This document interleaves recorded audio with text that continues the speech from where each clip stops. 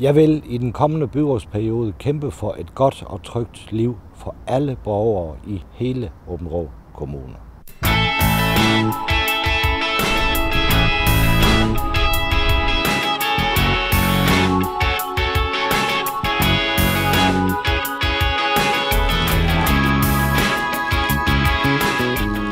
Sund vækst med Team Kylling betyder, at der i tæt samarbejde med erhvervslivet og de faglige organisationer videreudvikles et attraktivt erhvervsmiljø overalt i Aabenraa Kommune.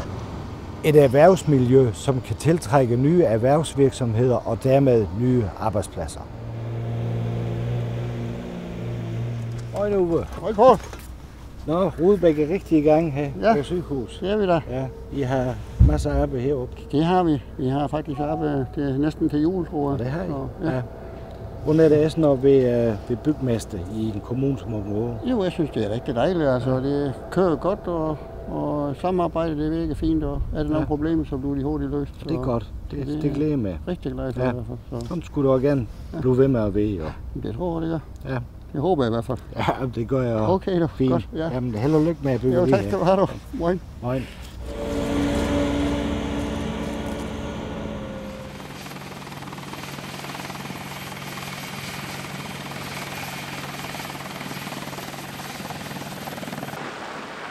Jeg vil arbejde for, at havnen i Aabenraa og transportcentret i Padborg videreudvikles til at blive porten til Europa og Skandinavien.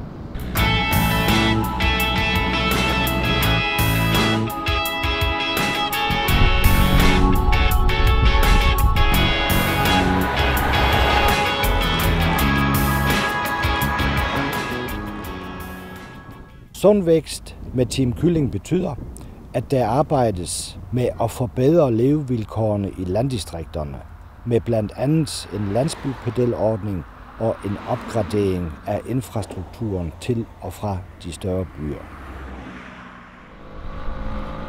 Socialdemokraterne vil med mig i spidsen arbejde for, at positionen som en af Danmarks absolut mest attraktive erhvervskommuner udbygges.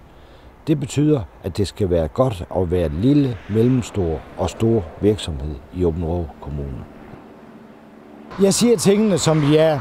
Jeg er ikke sådan en person, som løber fra mine aftaler. Og sætter jeg noget i gang, skal det gøres færdigt, og det skal gøres helt færdigt i første hug.